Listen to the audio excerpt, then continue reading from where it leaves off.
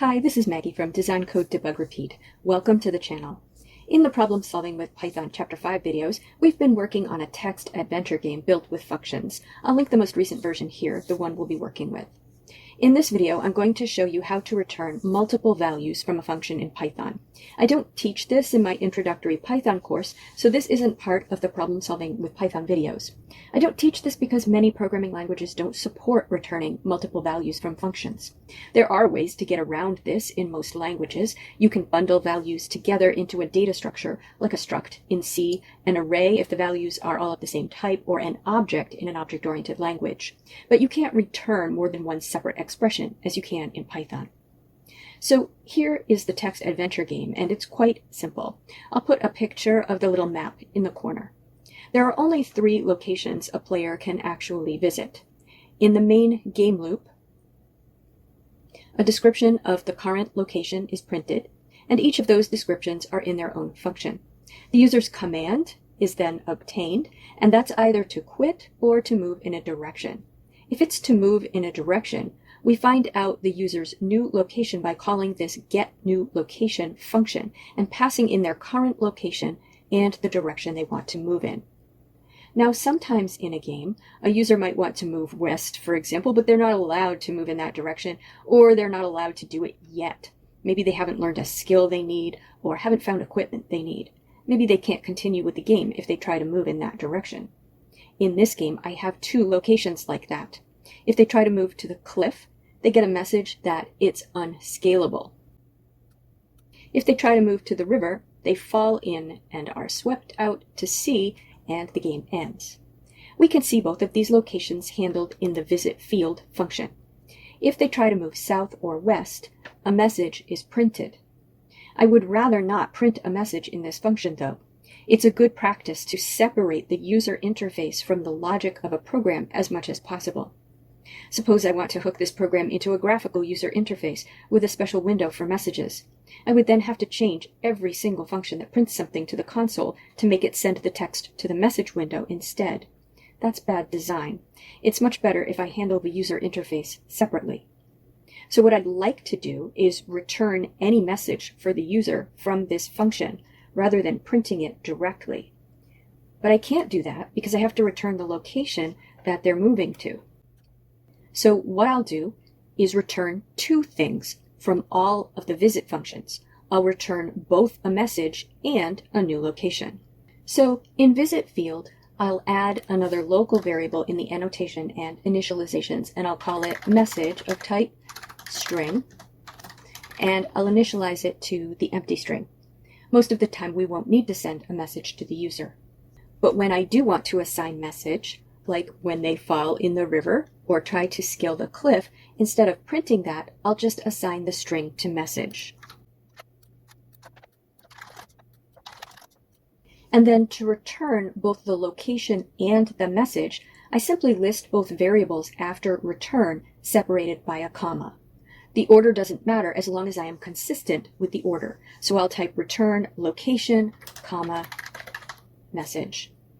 Now, let me make that change for the other visit functions. So each one returns location and then message in that order.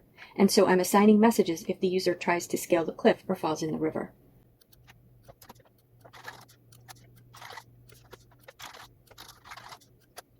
Now, how do we invoke or call a function that returns multiple values? We assign the result into multiple variables, making sure we put the variables in the right order. So back in getNewLocation, where I invoke all of the visit functions, I'll also annotate a variable called message of type string. And when I call each function, I'll write newLocation, comma, message equals, instead of just newLocation equals. And the 2 values that are returned will be assigned into these 2 variables in order.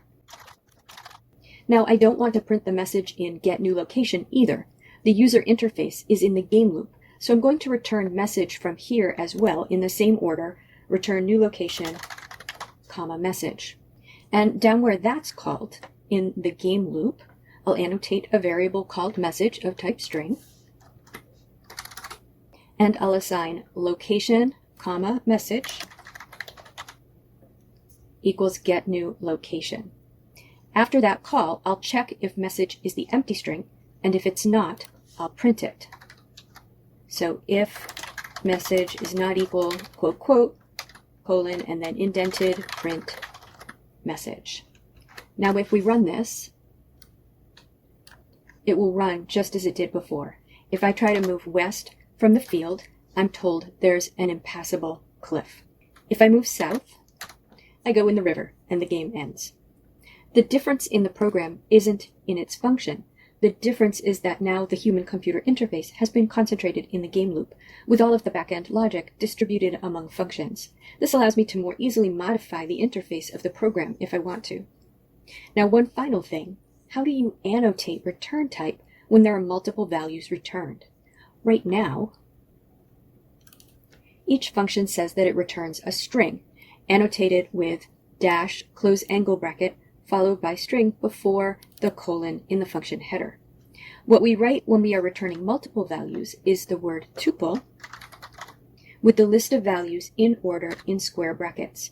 So dash, close angle bracket, tuple, open square bracket, str, comma, str, close square bracket.